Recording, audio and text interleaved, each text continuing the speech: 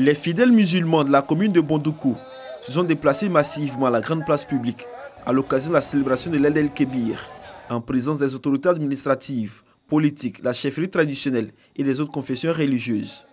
Autre présence de Macre, le ministre Kobenon Kwasi Adjoumani, qui a décidé de communier avec ses frères musulmans en ce jour saint de l'Aïd el-Kébir.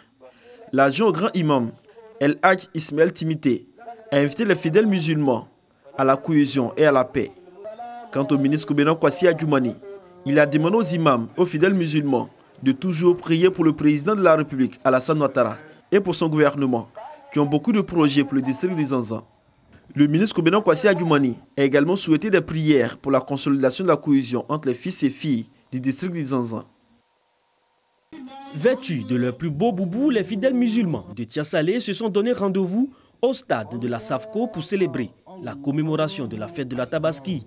Après les 2 rakats, l'imam El Hadj Abou Dosso a dans son sermon rappelé l'importance de l'Aïd el-Kébir pour le musulman. Il a également exhorté les fidèles au pardon et à l'amour du prochain avant de passer à l'étape de l'immolation du mouton, comme l'a fait Abraham par obéissance à Dieu, le miséricordieux.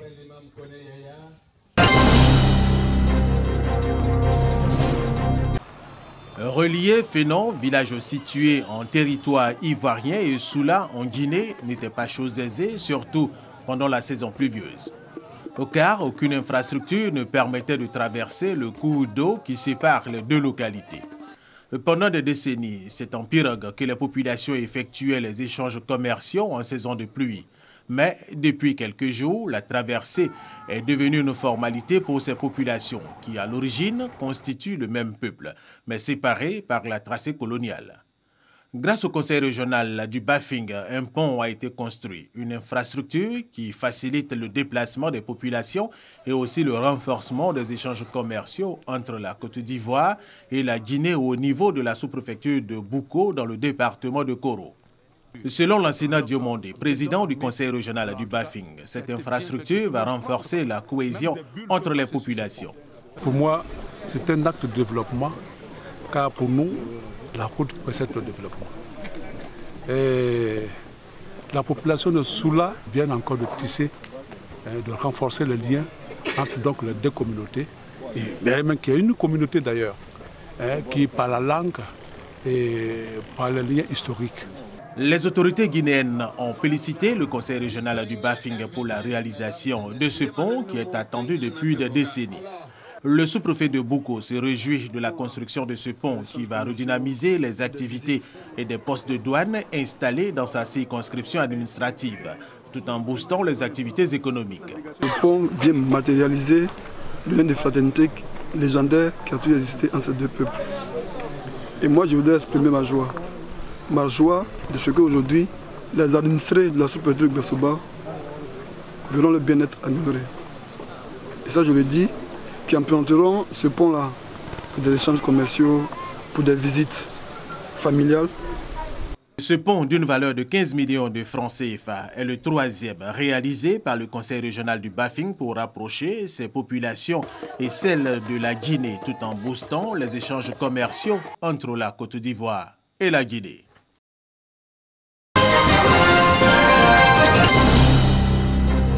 Construction d'établissements primaires et secondaires, réhabilitation et équipement de plusieurs centres de santé.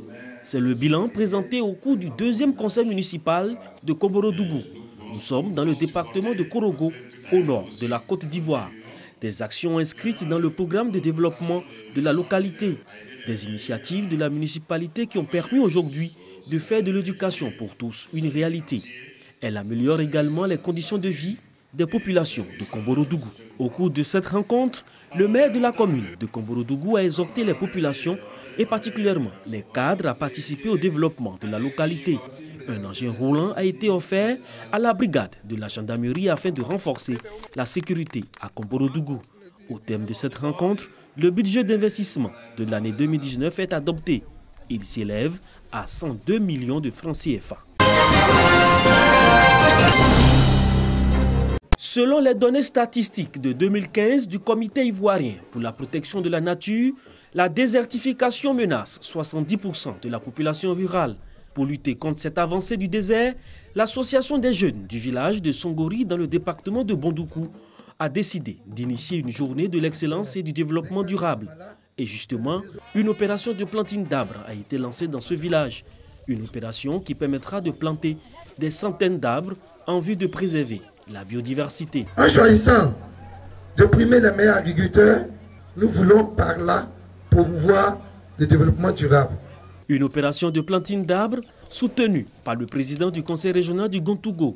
Pour lui, c'est un exemple qui devra faire tache d'huile dans toute la région. Au cours de cette rencontre, 5 agriculteurs de la localité ont été honorés pour leur contribution en faveur de la lutte contre la désertification. À cela s'ajoutent des prix qui récompensent les meilleurs élèves du primaire et du secondaire pour la qualité de leur travail au cours de l'année scolaire écoulée.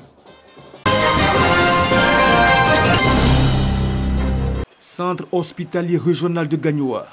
Des femmes en majorité et d'autres volontaires mobilisés pour une opération de don de sang. L'initiative est de l'association des femmes Gban résidant à Gagnoa. L'opération don de sang est la première action d'envergure que mènent les femmes Gban résidant à Gagnoa. Quelques jours plus tôt, elles étaient à la salle de mariage de la mairie de Gagnoa pour la sortie officielle de leur association. Association qui a pour objectif la quête de l'autonomisation de la femme Gban. Ses membres bénéficient du soutien de leurs parrains, Zégoua Dominique, qui facilite leur insertion dans les activités génératrices de revenus. Les femmes Gban de Gagnoa ont sollicité l'ouverture d'une chambre froide pour la vente de poissons et de viande congelée, ainsi que l'acquisition d'une camionnette pour le ravitaillement des marchés en denrées alimentaires.